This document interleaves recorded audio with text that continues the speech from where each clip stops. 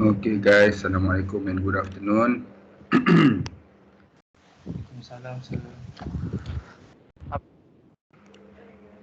Alright, so as promised, today I will continue our lecture with the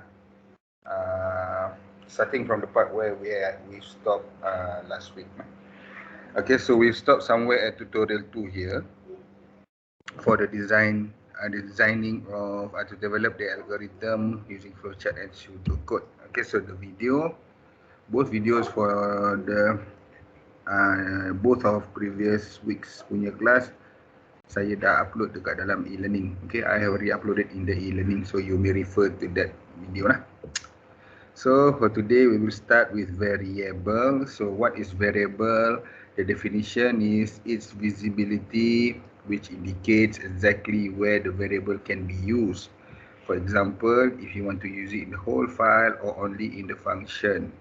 Okay, so definition dia dari segi dia punya keberadaan, kita boleh gunakan sama ada kita nak guna variable tu dekat seluruh kita program file tu ataupun kita hanya nak gunakan dekat dalam main body atau function sahaja. So its lifetime, which determine whether the variables exist temporarily or permanent.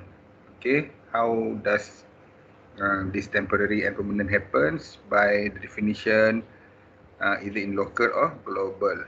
Alright, so bila kita declare variable, kita boleh declare dia dalam dua bentuk lah. Satu secara temporary, satu lagi secara permanent. So its type and where allowed its initial value. So depends kepada apa yang kita pakai. So how do we define the variable? We have to understand the following characters. So each variable has a name and then has a type. So variable kena ada nama dan kena ada type jenis. Each variable holds a value that you assign to the variable. So means that it is a memory.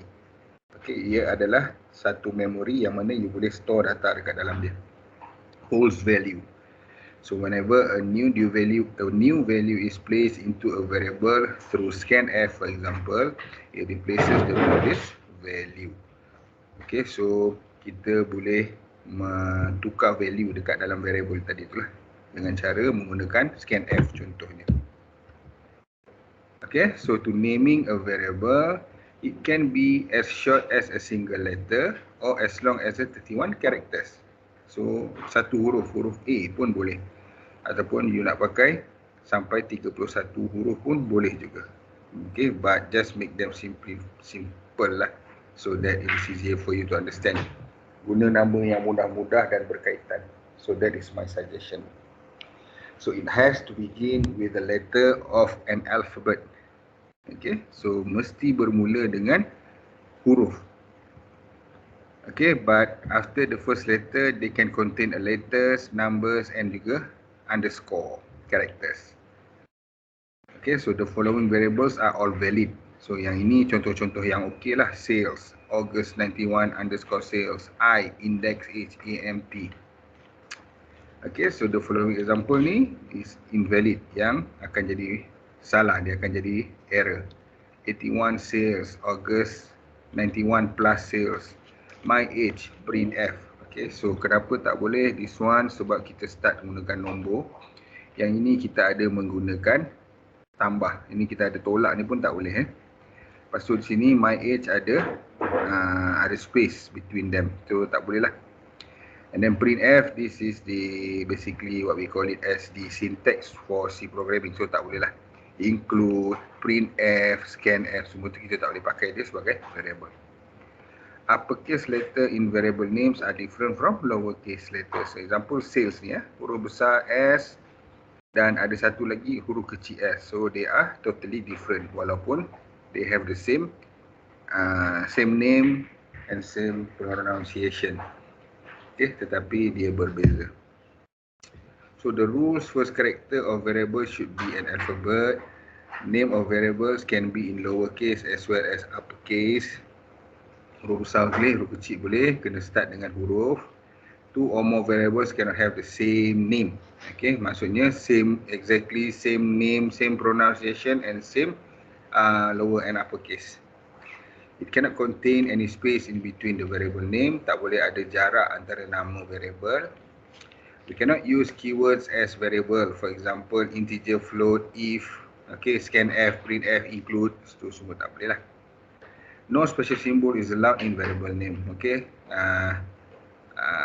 alias, semua tu tak boleh lah. Hashtag kita tak boleh pakai, so hashtag tu memang syntax kepada. So there are two places where you can define a variable. The first one is after the brace of a block code, usually at the top of a function. So include integer main, open brace, open curly bracket ni kita boleh buat dekat sini. Kita punya definition of variable, integer x. So nama variable adalah x, integer ni adalah type dia, jenis dia. So nanti kita tengoklah berkenaan dengan data type ni pula. So means that this is the first place where you can define a variable. So it will be used within this braces lah, open and close curly bracket. Nilai x ni akan digunakan di dalam kurungan tu. Or the second way is to define before the function name, such as before main in the program. Okay, so include stdio.h, integer a equivalent to 20. So variable name is a, data type is integer, the amount is 20. Before main yang tadi, after main, after the braces. Okay, after dia punya bracket ni, curly bracket. Ini sebelum main lagi kita dah letak.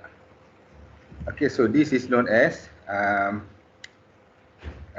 ini nama dia, this one is a local definition. Maksudnya kita hanya pakai nilai x ni dekat dalam parenthesis, dalam braces bracket ni. Okay, kalau macam ni, ini maksudnya dia global. So boleh pakai dekat sini, nanti dekat bawah ada lagi open curly bracket. Kalau nak pakai a pun boleh pakai lagi. Sebab yang ni global declaration. So maksudnya dia boleh dipakai throughout all main body dan function. Okay, yang ni tadi dekat dalam main saja. Kalau bawah ni ada lagi satu main, then dia dah tak boleh pakai. Unless you transferkan dia lah. Okay. So that is the two places where you can define. First is global, iaitu cara ini. Boleh digunakan for the whole program. Second one is local, dekat dalam braces. Example here, okay, integer I, j, character C, float K. Okay, so these 3 lines defines 4 variables. So I and J adalah nama variable, int ni, int ni adalah data type dia. Data type jangan risau, nanti kita tengok. After this we will go through what is data type.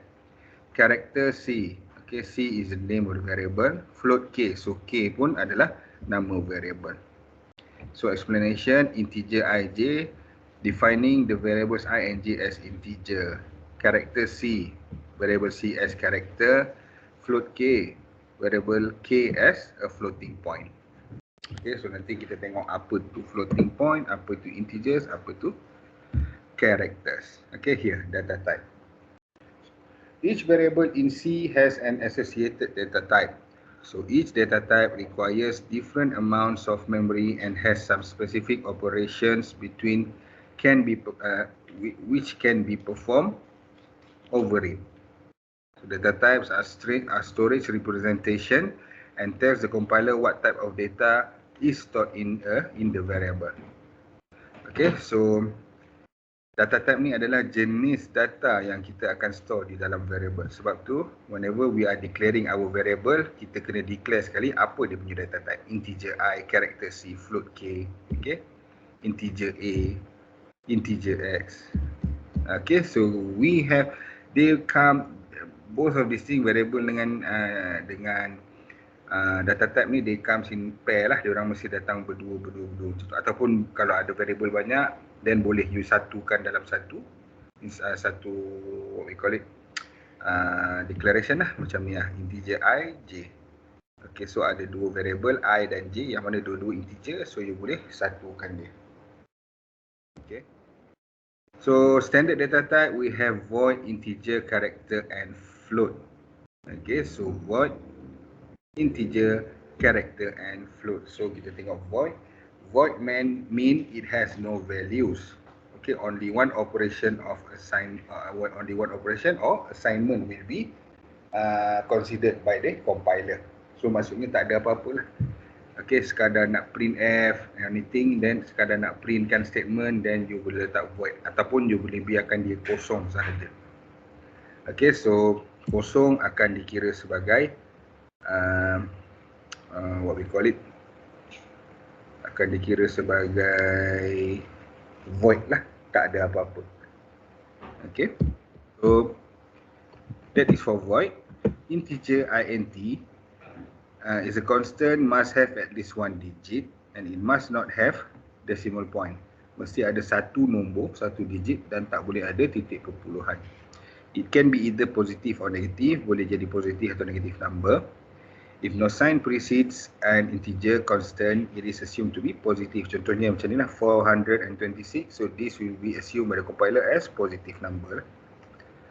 Okay, no commas or blanks are allowed within an integer constant. So tak boleh ada koma, tak boleh ada jarak dekat dalam integer. Okay, 426, 782, minus 8,000, minus 7,605. Okay, so ni contoh-contoh dia lah, integer. Character, CHAR, is the letter of the alphabet, and most computers use the standard ASCII code. Okay, American Standard Code for Information Interchange, ASCII. It stores only a single character and requires a single byte of memory. So untuk character kita hanya boleh store satu bit sahaja memory, satu sahaja huruf kita boleh store. The maximum length of a character constant is 1. Example A, H, M, Z, W, whatever yang you nak desired lah, yang you nak pakai. Contoh macam ni tadi kan, I, J, C, K. Okay, so itu adalah contoh-contoh character.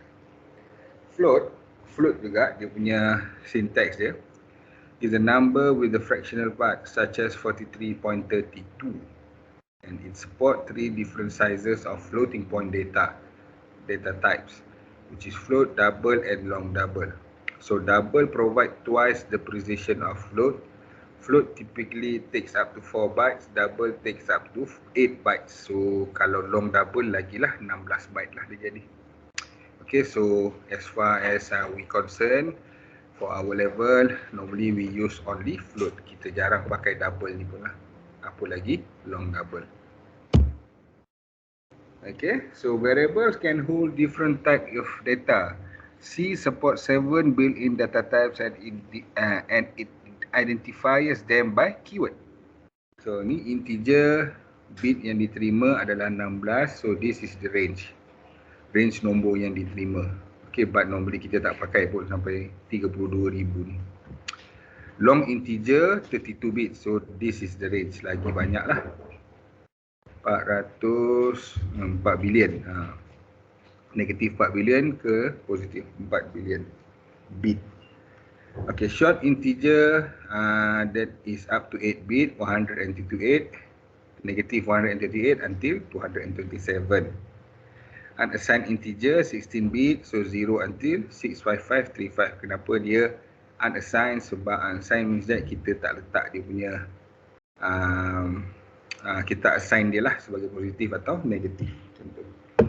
But normally the one that we will be using is int lah. Long short ni pun kita jarang sangat pakai. Character CHAR, so 8 bits, 0 until 255, but still you only can store one alphabet only, satu huruf sahaja. Floating point up to 32 bit, approximately 6 digits of precision, so 3.142 678 macam tu, sampai 6 titik perpuluhan.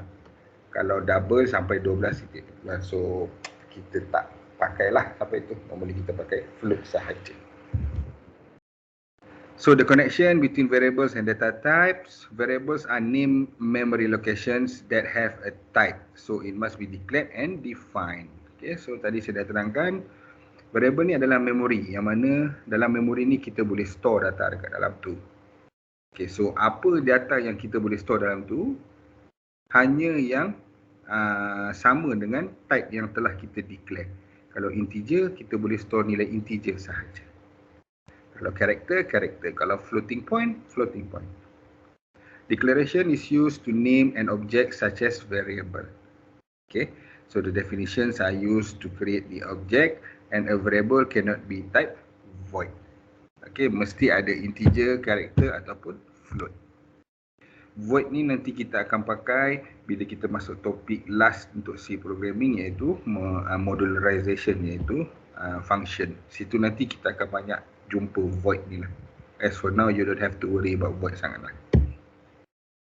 Okay, so declaring variables with data type. So the declaration statement has the format of type and then variable name.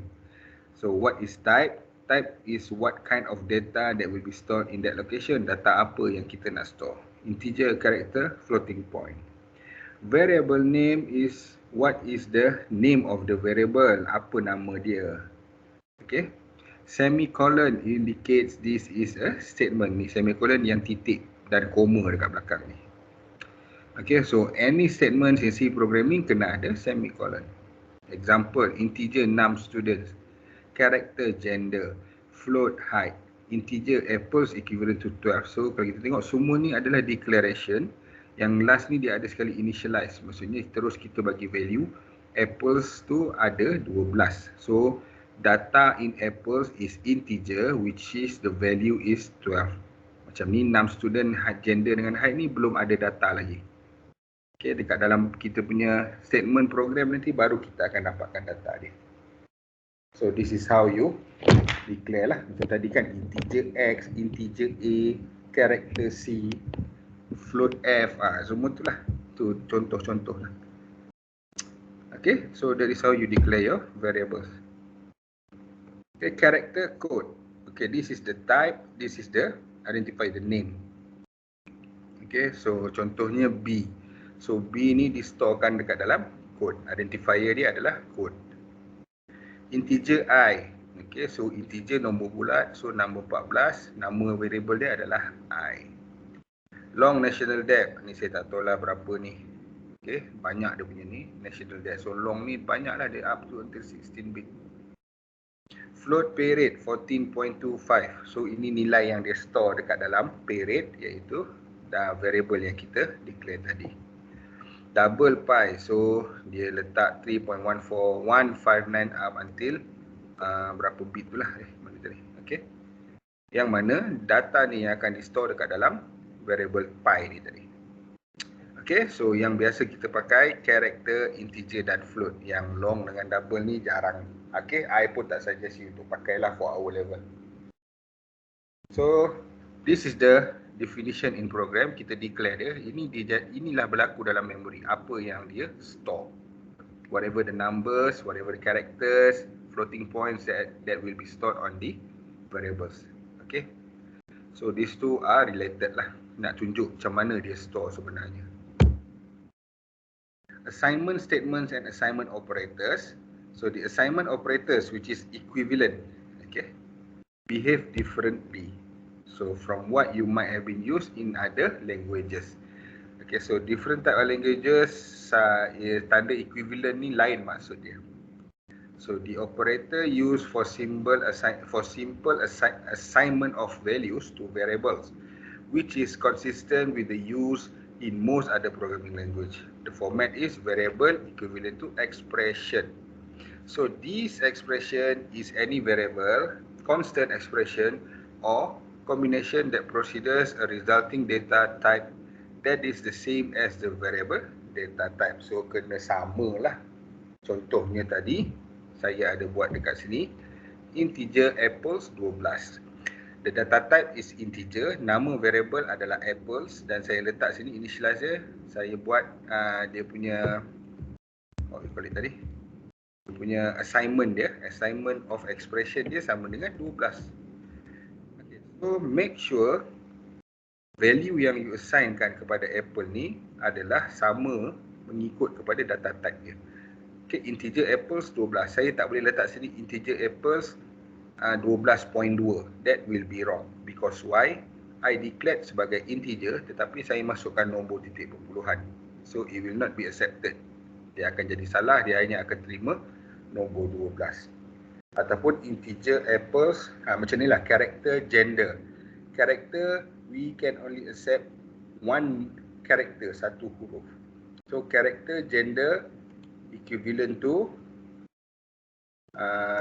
M, katakan male. So character gender equivalent to M. So that is correct. Kenapa? M tu adalah character dan gender ni data type dia memang adalah character. So it will be acceptable. If let's say you put character gender equivalent to 10, then dia akan jadi salah lah, sebab 10 tu adalah integer, nombor bulat, dia bukan character. So it will not be accepted and it will becomes error. Okay, so example lagi sini, age 32.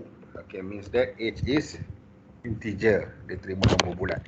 Salary 25,000.00, so this should be floating numbers. Dependence to Apple stands, so macam itulah. That is the assignment operator, assignment statement. Okay, untuk yang ini. So, however, the assignment operator also can be used on other ways, such as for multiple assignment statements and compound assignment. So kita tengok apakah multiple assignment ni. If two or more equal signs appears in an expression, each of them performs an assignment. Example, you have four variables A, B, C and D, where all of them have the same value, which is 100. So you boleh declare dia integer A, integer B, integer C, integer D, and then buat A equivalent to B, equivalent to C, equivalent to D, which is equivalent to 100. So it means that dalam setiap variable A, B, C, D ni, dia storekan nilai 100. Ataupun macam ni, kita buat assignment. Okay, value equivalent to 5 plus open bracket R equivalent to 9 minus C. Okay, so means that you nak dapat value, you kena dapatkan nilai R dahulu. Nak dapat nilai R, kena tolakkan C dengan 9, dapat nilai R, baru you tambahkan dengan 5, so dapat value. So, yang ini namanya assignment expression. Okay, so kita boleh guna macam ni lah. So, nilai R dengan C ni kita kena dapatkan from our program.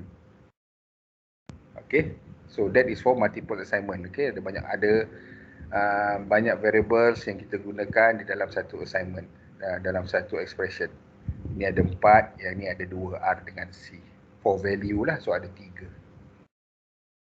Okay, the assignment operators, which is simbol-simbol equivalent tambah tolak semua ni.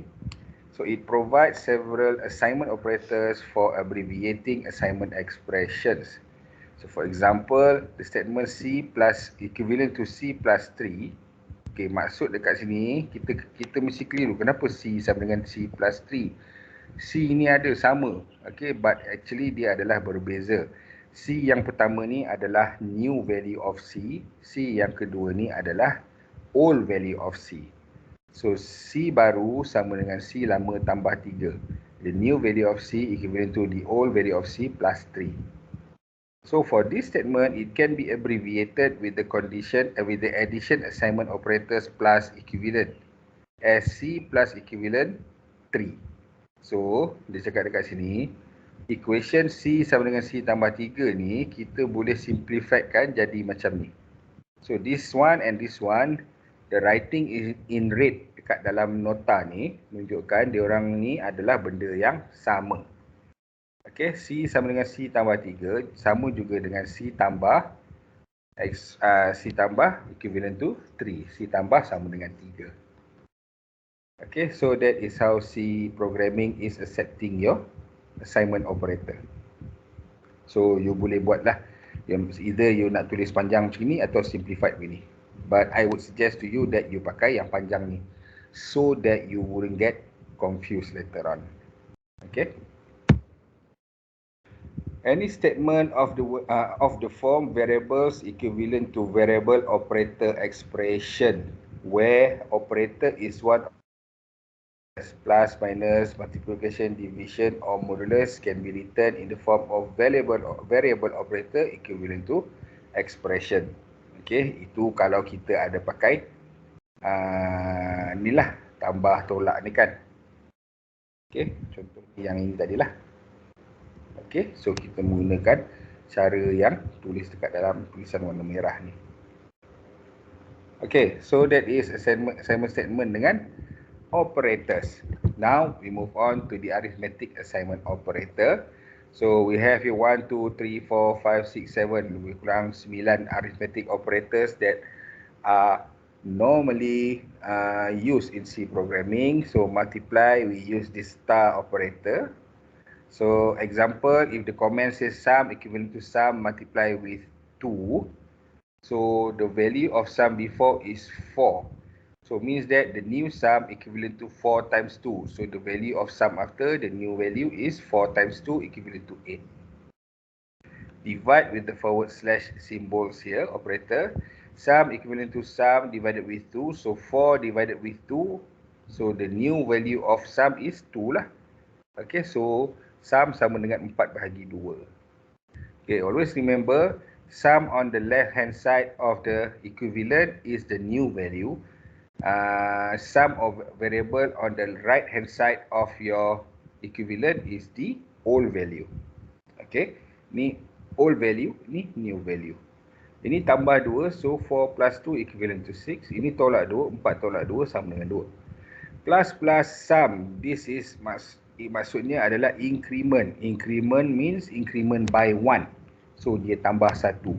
If the previous sum is 4, so plus plus sum will be 5. Decrement minus minus, so example dia punya comment adalah minus minus sum. If the value of sum before is 4, so 4 minus 1 you will get 3. Okay, so increment dengan decrement. And then we have here the modulus. Modulus will be using the operator of percentage. Sum equivalent to sum modulus 3, where the value of sum before is 4. Modulus it with 3, then you akan dapat nilai seterusnya adalah 1. So what is modulus? Let me tell you. Okay, so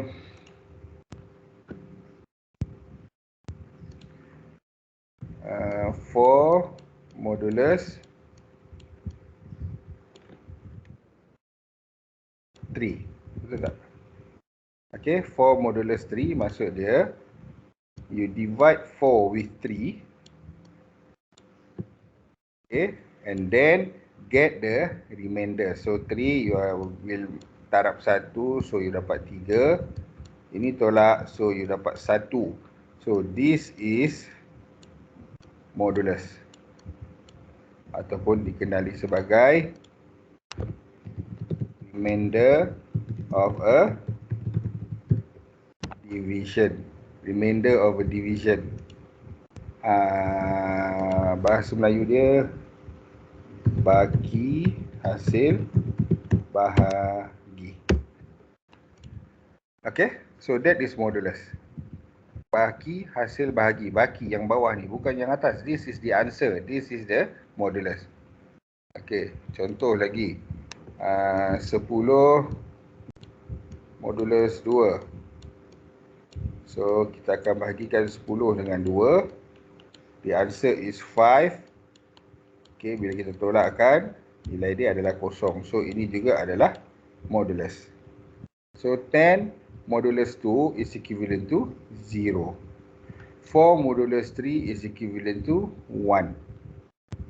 Okay, so bagi hasil bahagi. So that is what this modulus is, the function of this modulus lah. Okay, yang ini. Jangan terkejut pula macam mana pula 4 modulus 3 dapat 1, tak tahu. Okay, dia cuma bagi hasil bahagi, itu je. Okay, normally we use this to determine if the number is an odd number or even number. Okay, kita boleh guna rumus ni untuk menentukan nombor tu adalah nombor genap atau nombor ganjil. Okay. Alright, so if you have the plus minus operator, so bonus plus minus, bonus plus equivalent 500 adalah bonus sama dengan bonus plus 500. Samalah macam ni kan. Okay, they are the same thing lah. Budget minus equivalent. Budget minus equivalent 50. So new budget equivalent to old budget minus 50. Salary multiply equivalent 1.2. New salary equivalent to old salary times 1.2.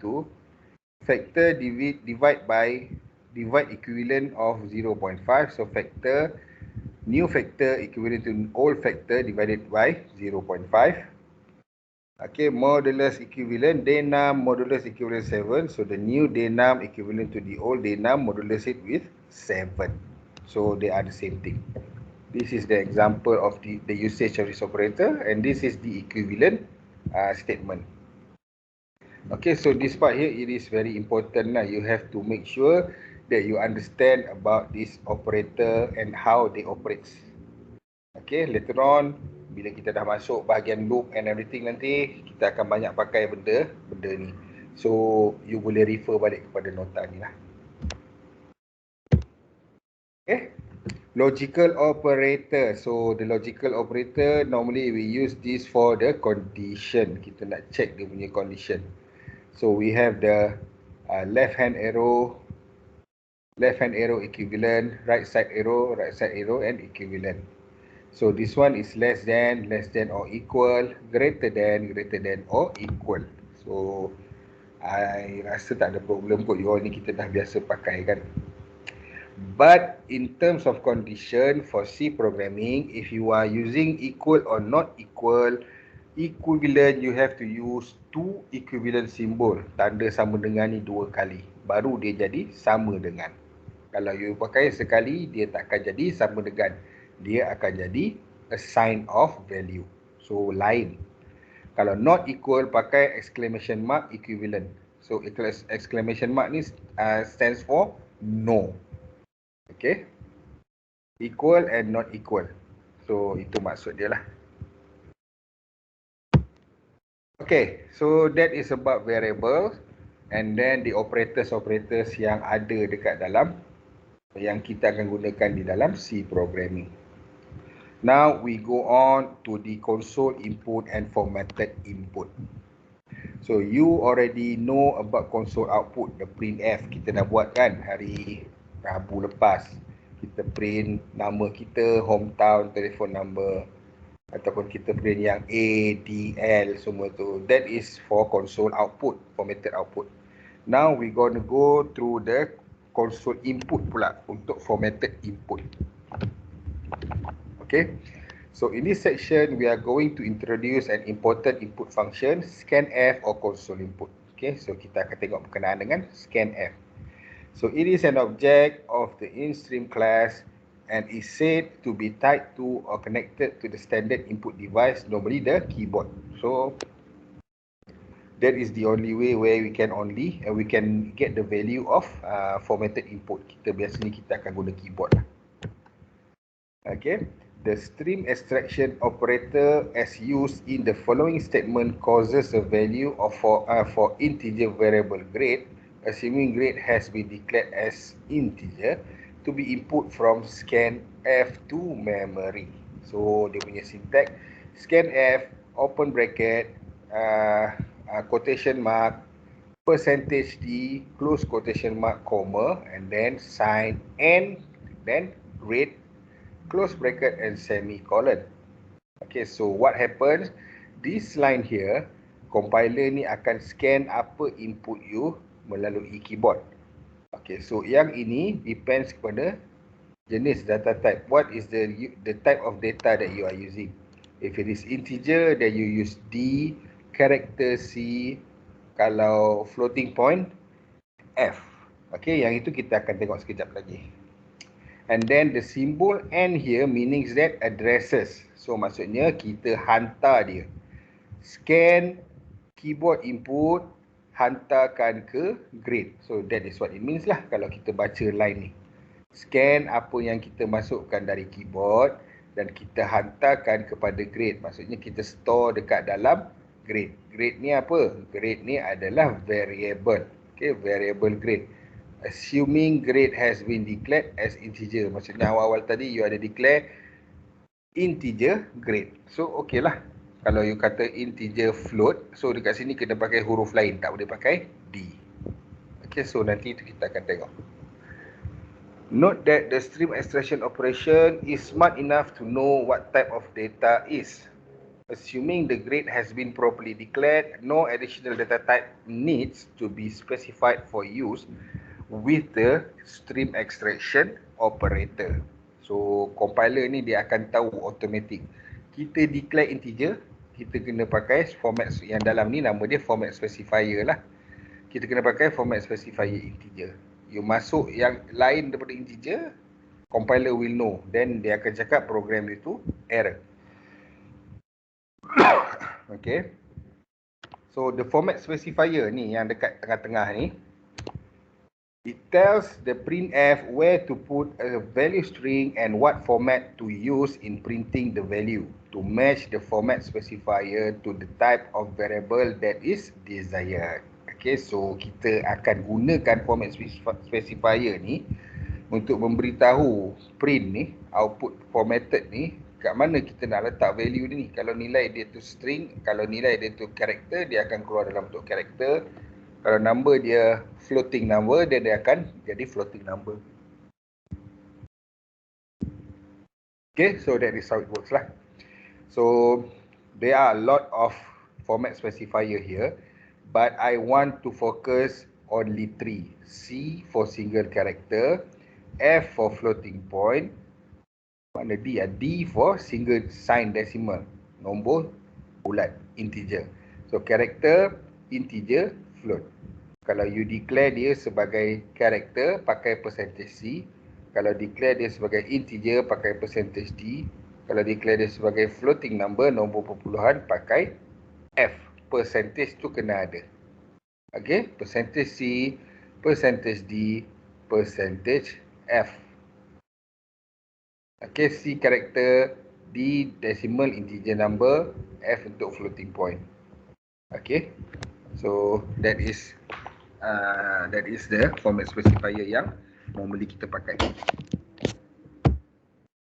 Example here. So I want you to open your mana tadi? Open up your, what do we call that? Okay, dev C. Okay, open up your dev C++, and then I want you guys to follow my exercise here lah. What is it? Exercise printf. Okay. So ini tak payah.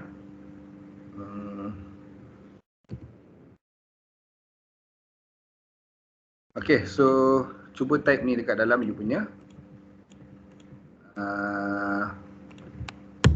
dev C .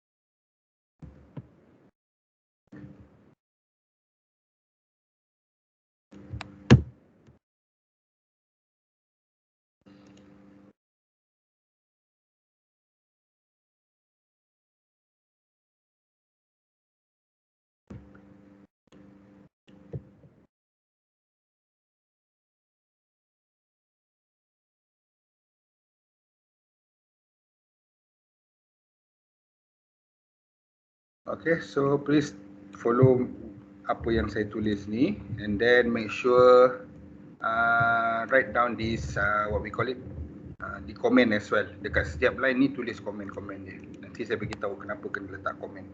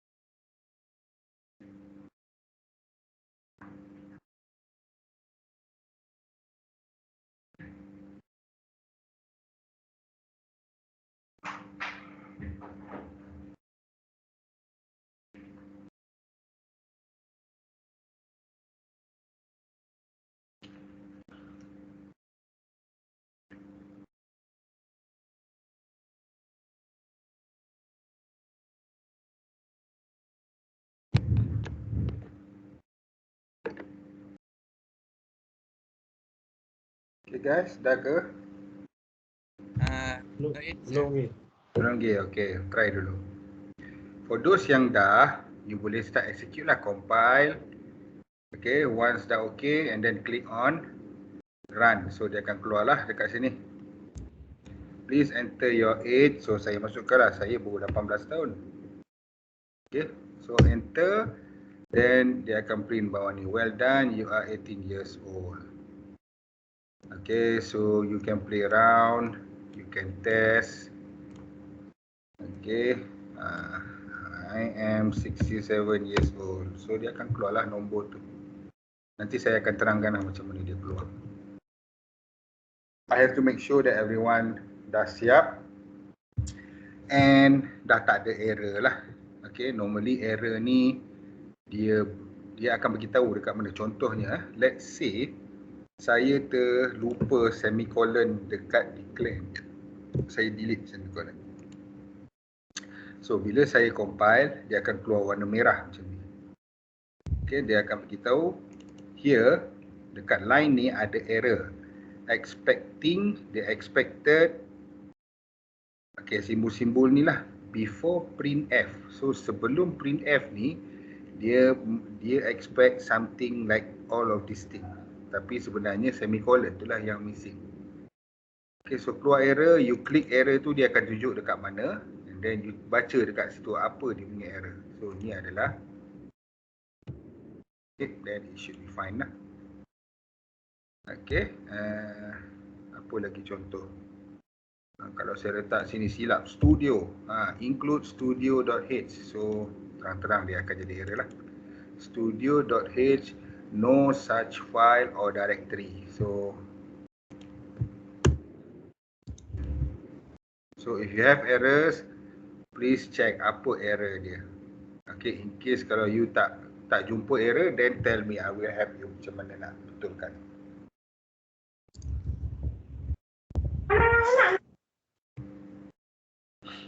Sir, boleh cek dengan saya punya? Boleh. Okay, saya share dulu. Share screen.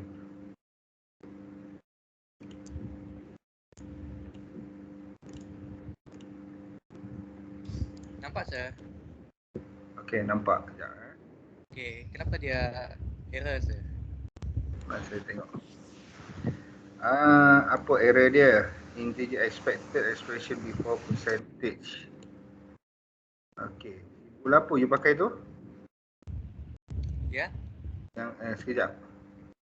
Please enter your age. SCANF, scanf. Expected expression before percentage token. Dia dekat H tu dia tak letak N. Ada N ke tu? Tak ada N ke? Tak ada. N. Yang ni. Ada tak yang ni? Sekejap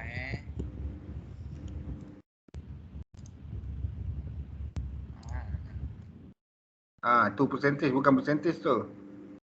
Itu sepatutnya N, bukan percentage. Nampak tak depan age tu? AGE tu. Oh. Nampak tak? Yang warna merah tu. Nampak. Line 6, percentage yang warna merah tu, that is not supposed to be percentage. Yang itu sepatutnya done. Nombor 7. Okay. Mana?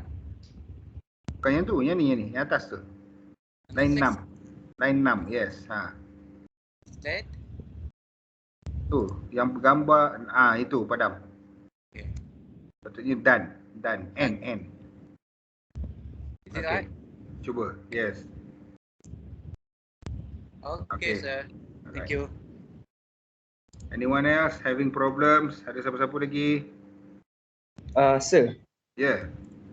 kalau macam kita salah eja scan atau print pun dia akan ada error juga. Supposedly dia akan ada error lah. Contohnya macam ni kan, saya letak scan, letak T. So kita tengok apa jadi. There. Undefined reference to scan F, tak ada. Sepatutnya scan F dia macam tu je. So it should be syntax ni paling penting lah. Include, main, integer, printf, scanf ni diorang ni adalah syntax. Syntax tu maksudnya keyword yang digunakan di dalam C programming. So kalau benda tu salah, of course dia akan jadi error. Okay, so anyone else ada problem nak try, nak suruh, nak minta tolong saya check, ada ke?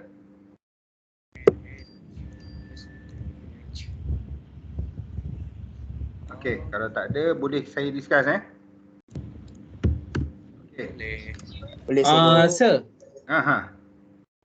saya nak tanya apa dekat INT main program tu, kalau INT tak tulis main memang tak ada error ke sir?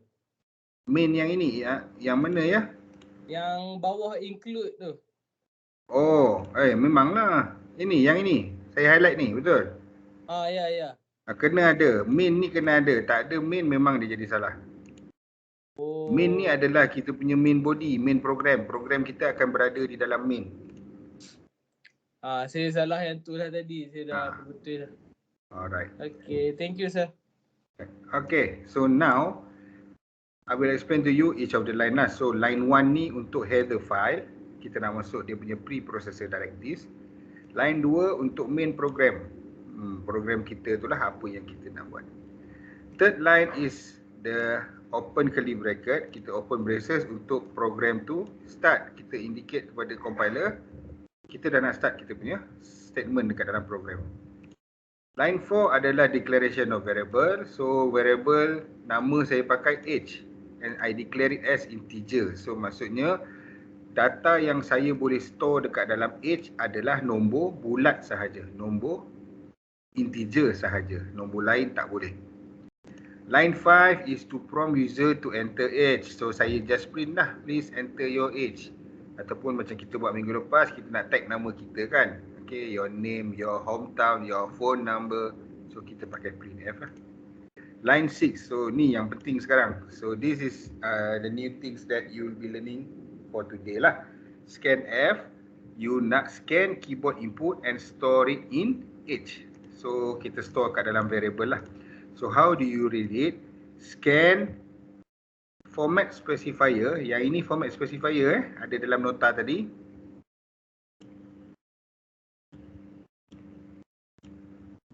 Okay, format, where is it?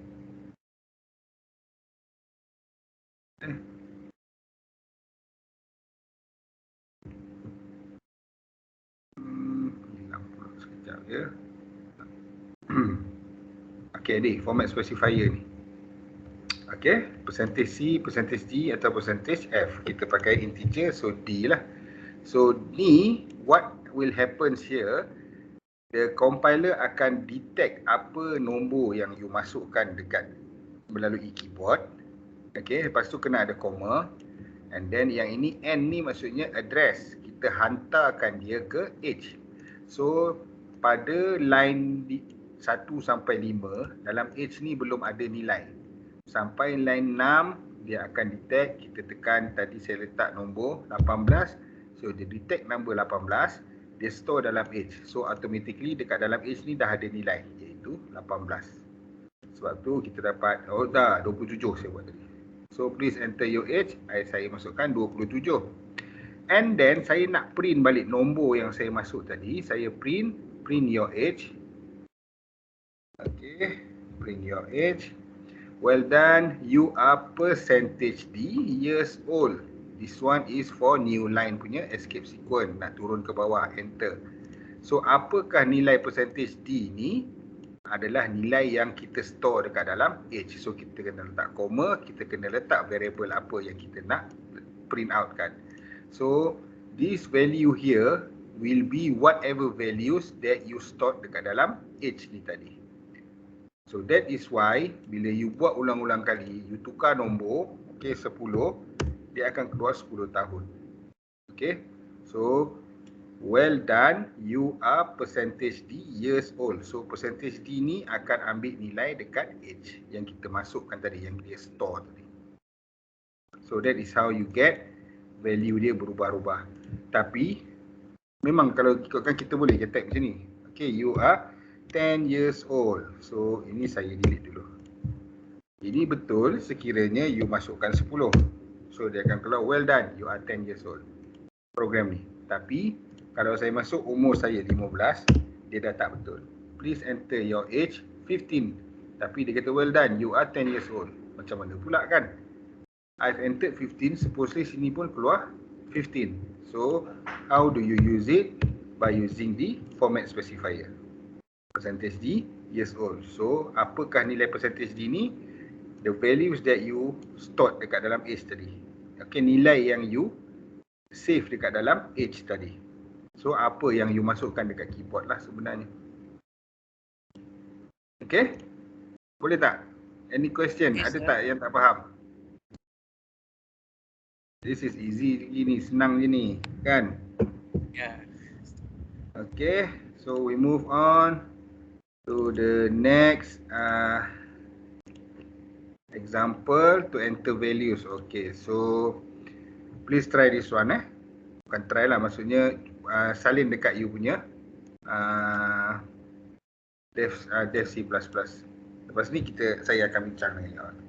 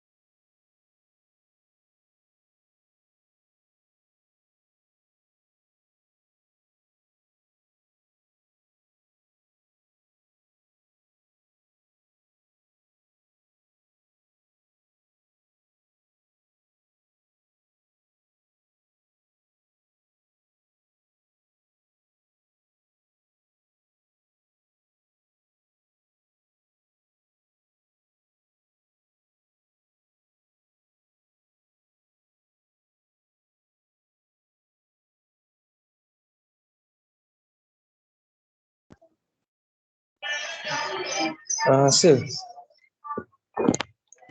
Ya, ya. kalau macam dia keluar error ID return tu, saya kena copy paste buat lain kan? Kalau dia keluar apa? Area apa? ID return error. ID pen error. Cuba share. Cuba share Okay. screen you.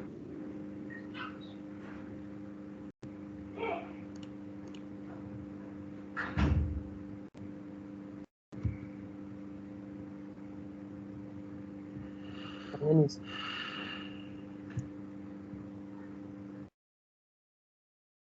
Min. Salah save tu sir. Min ni huruf besar. MM. Save tak salah ke sir? Ha? Dia save Oh, ke, sir? alamak. Satu lagi. Saya lupa lah nak beritahu guys. Cuba compile jadi tak? Return.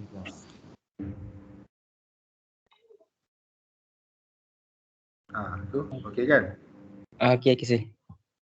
Alright, one more thing guys.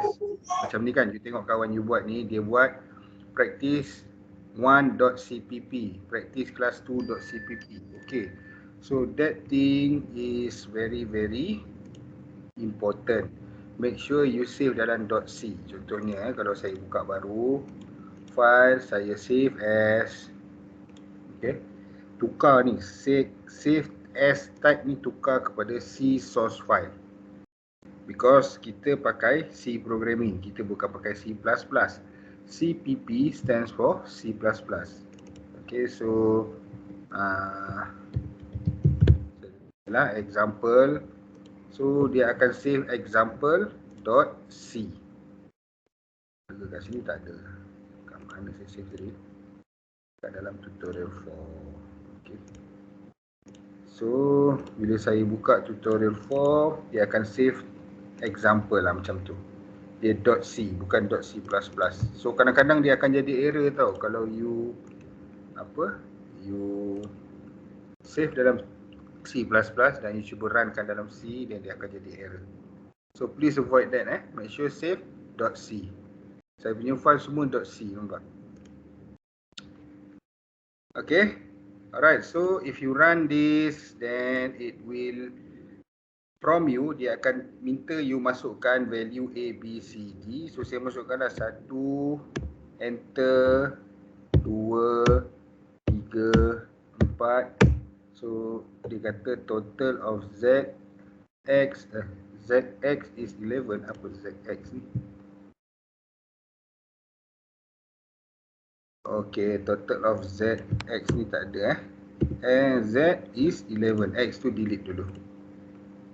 Okay, so saya masukkan 10, 20, 30, 40. So dia akan kira total of Z is equivalent to, kenapa 650?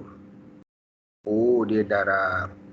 Okay lah. So B darabkan dengan C, 20 darab dengan 30, jadi 600 tambah 10, 610 tambah 40, 650. Tambah 40. Okay, anyone, ada siapa-siapa yang ada error, ada problem, please let me know.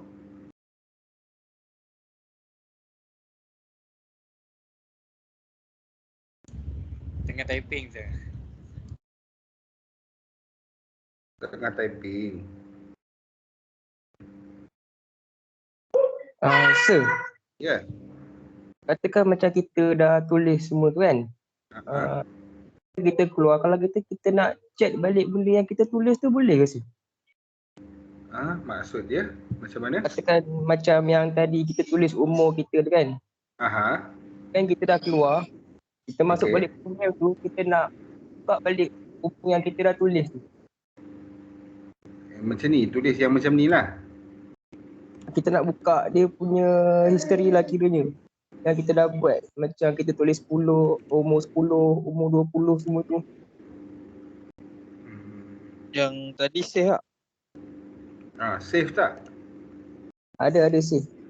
So you buka Tak. dari situ lah. Maksud saya macam kita dah compile kan.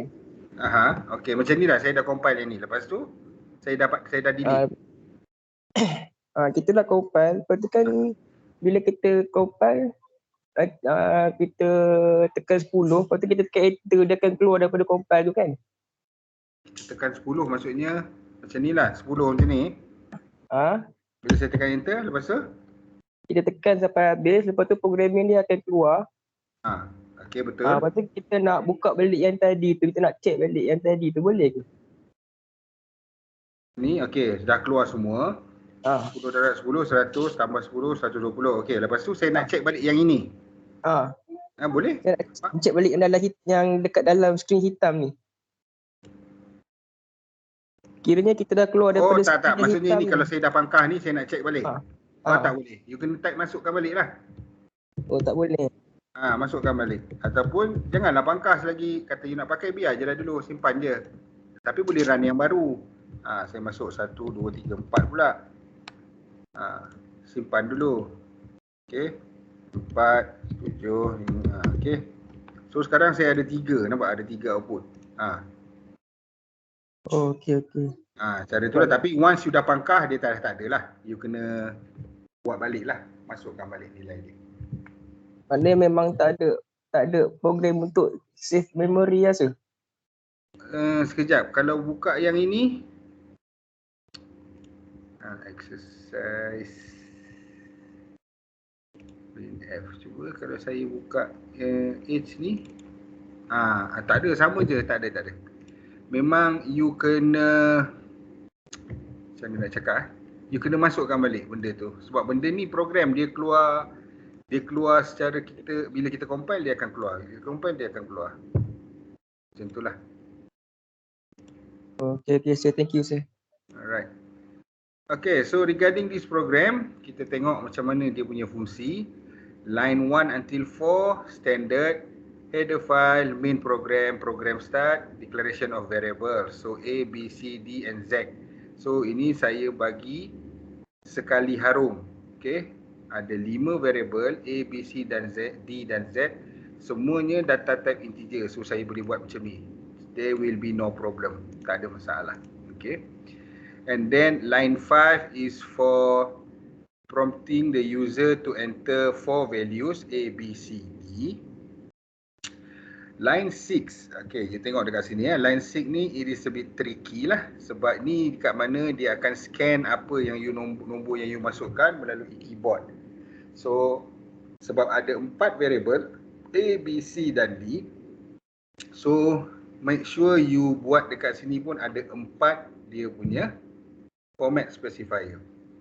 Percentage D, percentage D, percentage D, percentage D. So meaning that your compiler will scan 4 different entry from keyboard. So dia compiler software ni akan expect ada 4 input yang you akan masukkan dekat keyboard. So the first number dia akan store dalam A, dia ikut turutan lah. Second number store dalam B, third number will store dalam C, fourth number store dalam D. So that is how it works. Please enter the value of A, B, C and D. So scan F 4 kali, then forwardkan kepada 4 different variables. And then di sini ada proses, kita nak buat calculation Z. Z belum ada nilai, A, B, C, D dah ada nilai. Once you dah masuk nilai A, B, C, D, then Z can be calculated, iaitu dengan A tambah B darab C tambah D. So B darab dengan C dahulu, baru tambah dengan A, baru tambah dengan D, then you dapat total Z. Then line 8 to print out the output of Z. The total of Z is percentage D, iaitu percentage D ni adalah nilai yang di store dekat dalam variable Z ni tadi. So whatever number you entered, dia akan campur lah. So kalau saya masuk 2, enter 3, enter 8, enter 9. So dia akan jadi 8 darab 3, 24, tambah 2, 26, tambah 9, 35. So bila saya enter, the total of Z is 35. So that is how it works lah. Okay, but this program is very simplified dah sebenarnya. Dia dah sangat simple. Sebenarnya you boleh buat dia secara asing supaya you tak keliru. Okay, contoh macam mana nak buat dia. Saya tunjukkan 2 Saya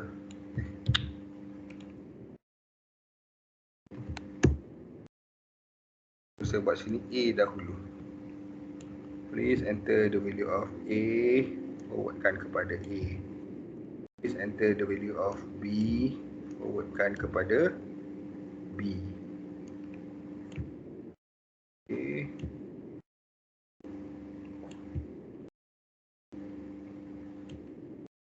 The value of C, hanya satu dan satu address. Please enter the value of D. Specifier hanya satu. So this is another way of designing the same program. Okay, so instead of tadi dia panjangkan, sekarang dia dah jadi pendek sikit. Pendek kan, sekarang dah jadi panjang.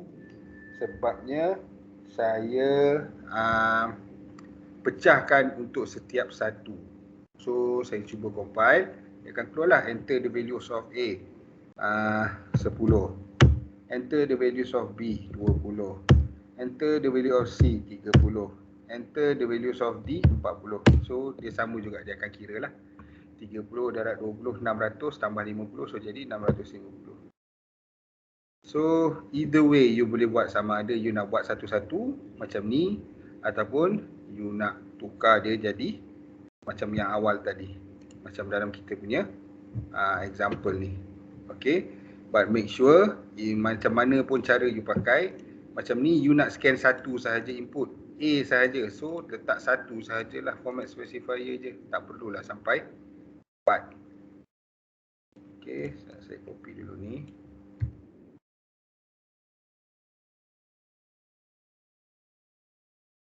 Okay, so saya letak ni sebagai comment. So it is the same thing. Tengok output dia still dapat yang sama. Alright, cuma struktur je lah berbeza. The structure is differentiate lah daripada dua ni. Yang ni dia tanya satu-satu, yang ni dia tanya sekaligus. Okay, next one. Example 3. Scan to calculate. Okay, so example 3 saya buka kat sini lah. 1, 2, 3, 4. Enter values. Dah. Print 1, 2, 3. Ni bukan. Mana ya? Dah ada tadi. Ni kot. Bukan. Okay. Sama tak? Enter the first integer x, y, sama. Okay, so cuba buat ni dulu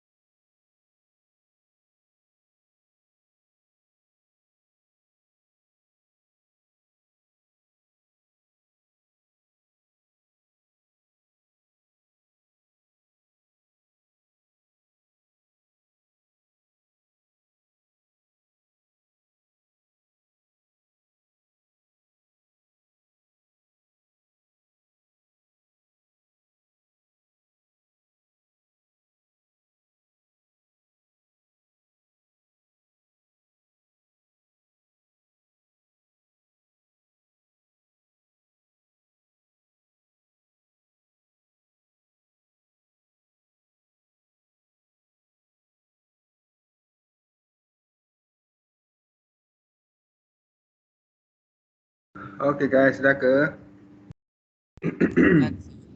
Ha? Dan Dah Dah saya dah. Okay, so lebih kurang je lah macam program tadi. It's just that kalau you tengok dekat sini, my declaration of variable ni saya sengaja buat berbeza. Sebenarnya semua sama data type. Sepatutnya saya boleh buat X, Y, sum. No problem. So yang ni saya boleh delete. Sama je. Okay, saya just nak tunjuk dekat you. You can play around with the structure of your program. You boleh ubah macam mana yang you nak try lah. Alright. So still if you run the program, dia akan minta you first integer, saya masuk nombor 4, second integer, saya masuk nombor 3. Dia kata sum of two integers is 7. So very straightforward lah. Okay. Okay, so this is the declaration of variable. Okay, the first 3 line ni 1, 3, 4 ni I hope you have no problem lah. Setiap kali kita buat program, ini mesti kena ada. Dan ini last ni. Mesti ada, tak ada dia akan jadi error. And then 5, 6, 7 ni pun mesti ada variable declaration. Ada je variable kita nak pakai, kita nak store data init, so kita kena declare. Okay. Okay, alright. And then here, line 9 to prompt the user to enter the first number. Line 10 to scan and store dekat dalam X. So dah pakai integer, so pakai percentage D, store, forwardkan kepada X. Yang ini minta masuk nombor kedua, scan, forwardkan kepada Y. So kita dah ada X, kita dah ada Y, so boleh calculate sum, iaitu sum equivalent to X plus Y. So ni adalah proses lah. Dan printkan nilai sum. Sum of two integers is percentage D, iaitu nilai sum. So it doesn't matter nilai apa pun yang you masukkan. Okay, nanti dia akan keluar sum tu hasil tambah dua-dua ni. Sebab apa? Sebab kita menggunakan format specifier dan kita panggil apa yang kita nak masukkan, iaitu sum tadi. Let's say sini saya ubahkan dia jadi X. So kita tengok apa dia punya beza. First integer 4, second integer 3. Sum of two integers is 4. So salah lah. Sebab sum tu hasil tambah. 4 tambah 3 sepatutnya 7. So macam mana dia jadi salah? Sebab untuk format specifier ni saya panggil X. So saya akan panggil nilai yang kita store dekat dalam X, iaitu nombor pertama tadi, iaitu 4. Okay, kalau you nak dia keluar nombor yang kedua, so you letaklah sini Y. Okay, so bila you masuk 4, you masuk 3, dia akan keluar 3. Okay, but obviously statement dia kata sum, so kita kena ambil nilai sum lah. Okay, so kita akan dapat 7. 4 tambah 7, 11. Okay, sama lah. Saya dah masuk nombor lain pula. Or, saya boleh delete line ni.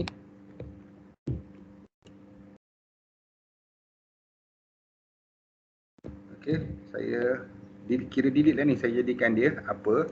So, saya buang sum ni. Saya letak X tambah Y. Yang ini pun saya delete. Pun boleh, tak ada masalah. So, contohnya ni saya delete. Ini saya delete. Dan panggilan kat belakang ni saya buat operation. Pun boleh juga.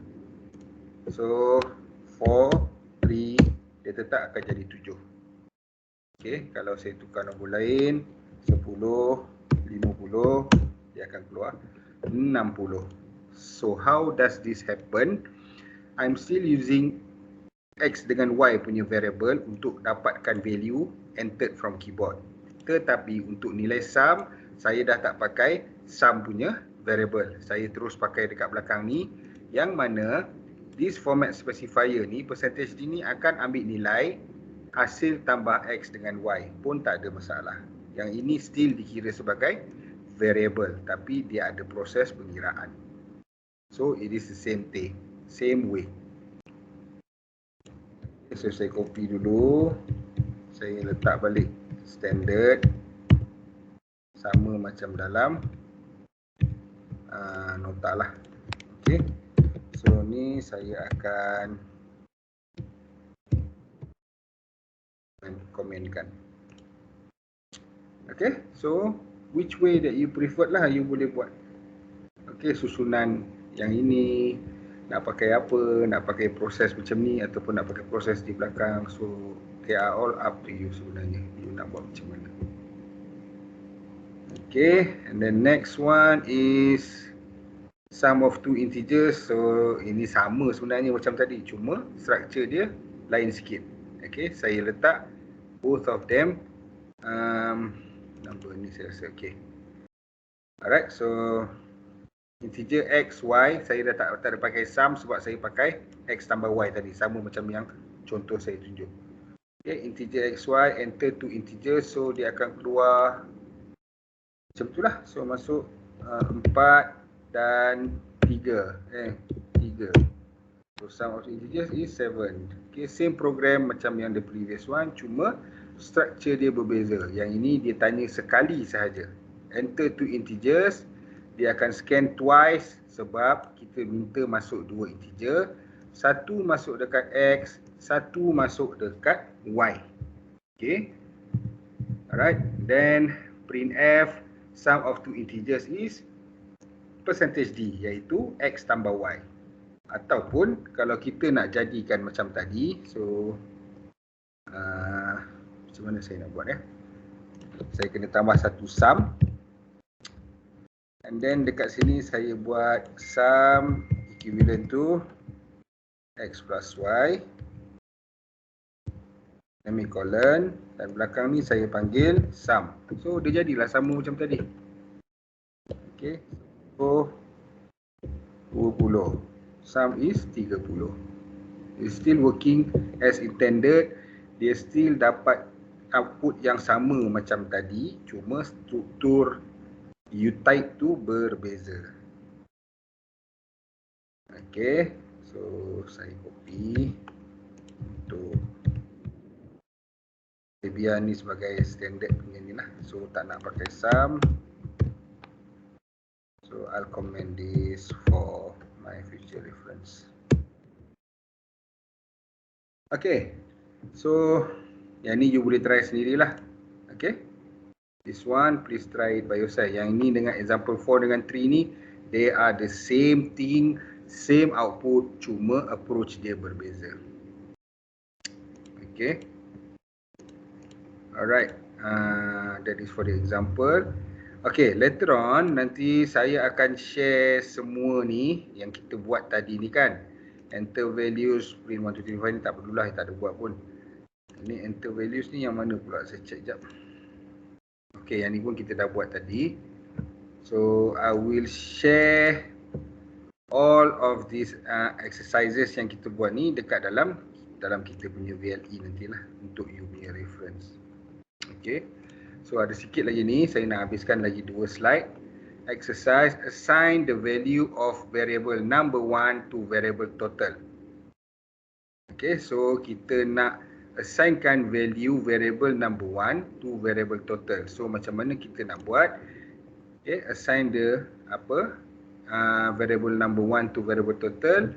This is dia punya assignment dia. Macam mana kita nak buat? Total equivalent to number 1. So what happens? Nilai total akan jadi sama dengan nilai yang ada dekat dalam number 1. Okay. Number 2, assign the sum of two variable loop count and pass control to the variable of sum. So lagi senang lah. Sum sama dengan loop count tambah pass cost. Okay, pass cost lah, petrol cost. Assign the sum of two variable. Kita assignkan loop count dan petrol cost kepada sum. So sum sama dengan ini tambah ini. Number 3, divide the variable total by the value 10 and leave the result in variable discount. So daripada sini kita boleh congaklah discount sama dengan total bahagi 10. Okay, so discount equivalent to total bahagi 10. Last one, assign the character W to the character variable letter. Assign the character W to the character variable letter. Oh, letter lah. Letter ni adalah variable. Dia suruh masukkan W ke dalam letter. So letter equivalent to W. Okay, so that is the answer for this exercise. Simple exercise lah untuk you faham. Okay, normally what happens here, kadang-kadang dia jadi terbalik. Dia letak sini number 1 equivalent to total. So if that happen, maksudnya you masukkan nilai total dalam number 1. Tapi statement kata jadikan masukkan number 1 ke dalam total. So you kena letak total belah kiri, number 1 belah kanan. So that is how it works lah. Okay. Alright, so that is it for simple data type. We have covered all of the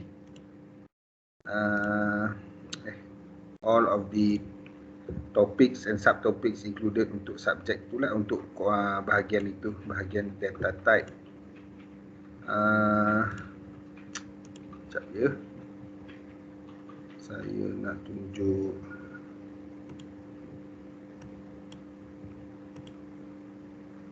apa ni?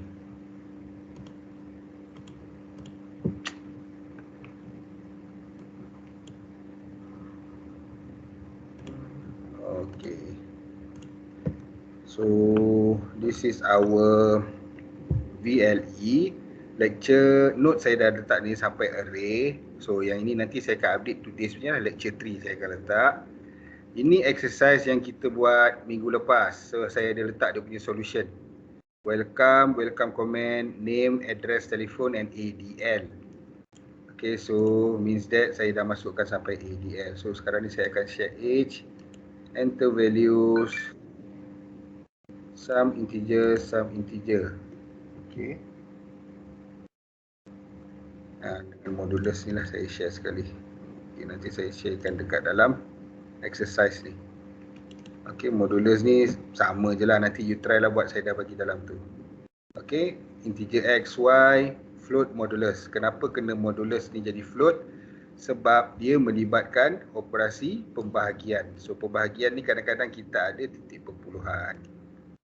Enter x, store dalam x. Enter y, store dalam y. Modulus x, modulus y. Process of calculating. Print the percentage. Okay, yang ini kita tengok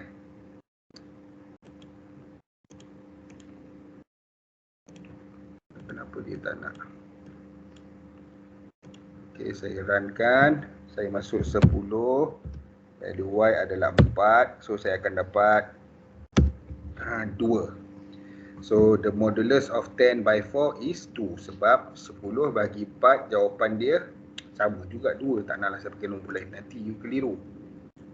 Baki hasil bahagi ni 10 dengan berapa ya? 7 lah. Okay, 10 modulus 7, saya akan dapat 3. Okay, the answer is 1 point something lah. 10 divided by 7. So 7 darab 1 dapat 7. So jawapan dia 1 point berapa persen, berapa lah titik puluhan. Tetapi modulus is baki hasil bahagi, the remainder of the division. So 10 tolak 7 dapat 3. So that is the, what we call it, dia punya modulus lah. Okay, so apa yang saya nak tunjuk ni, if you want to print the symbol of ni, percentage ni.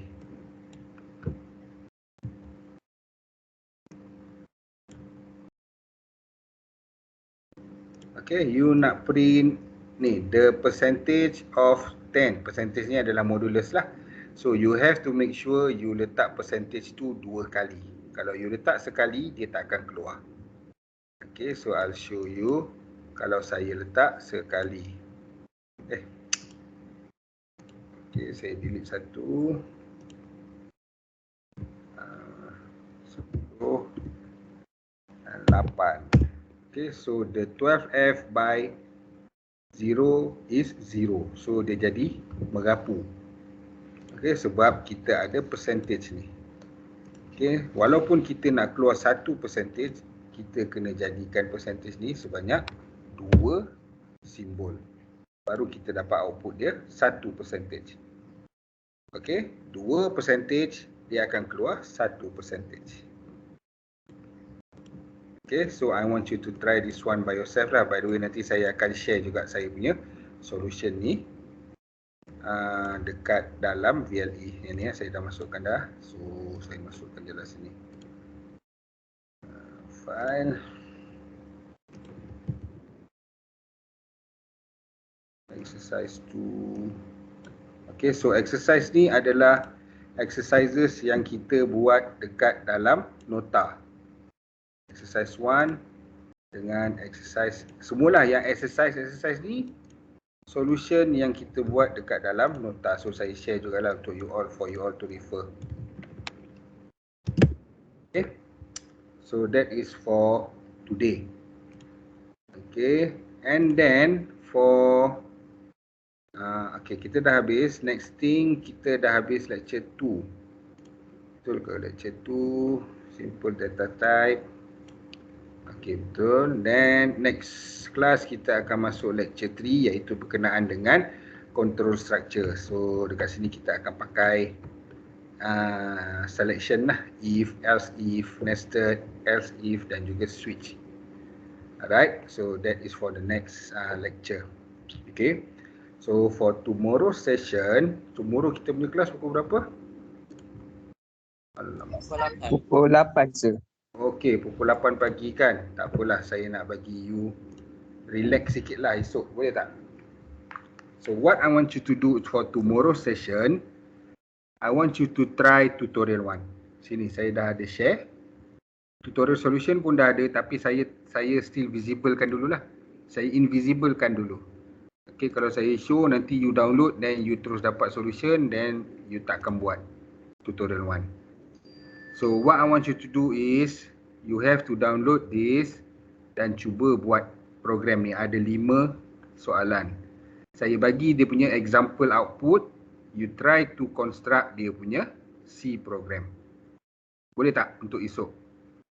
Okay, sir. Okay, so you don't have to attend the team session lah. Saya tak akan buka team lah esok. So you just do it by yourself. So you boleh discuss with your friends. Okay, kalau ada kawan-kawan yang you dah kenal ke ataupun memang kawan lama ke, so cuba communicate dengan dia, sama-sama buat, dapatkan solution untuk kelima-lima soalan ni. Okay, so esok tak perlu masuk Teams, boleh Okay, sir. Okay sir. Alright, so that is your work for tomorrow. Okay, so attendance esok saya akan assume semua hadir lah untuk esok. Okay, so please proceed dengan tutorial 1. So next week kita akan masuk lecture 3. Okay. Alright, so I think that is for the first 2 chapter lah.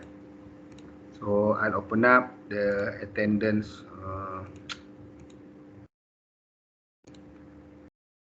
Sekejap ya. Attendance punya ni untuk you all scan. Programming for engineers. Programming for. Mana satu ni? N1, oh ni Okay, so please scan your attendance.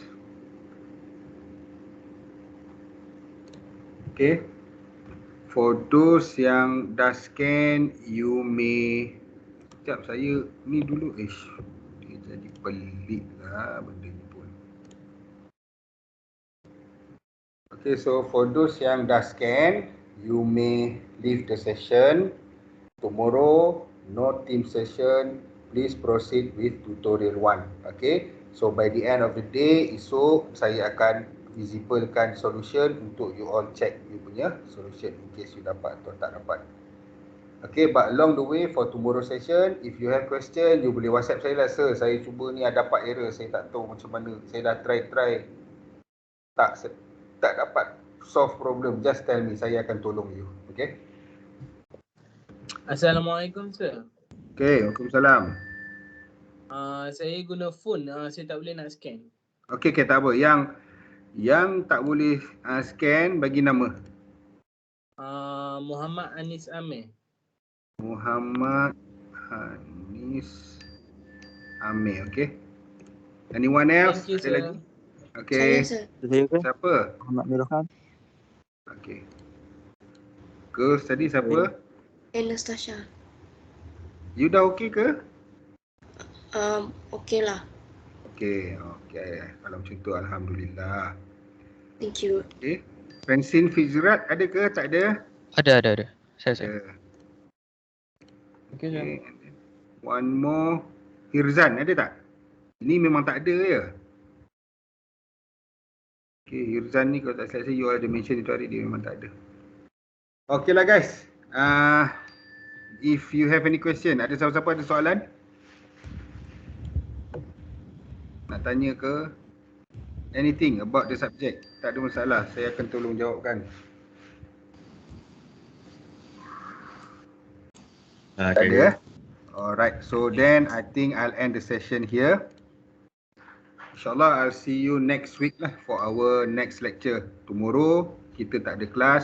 You all just proceed dengan tutorial 1 sahaja. Okay guys, thank you. Assalamualaikum and good afternoon. Waalaikumsalam. Okay, thank you sir. Bye.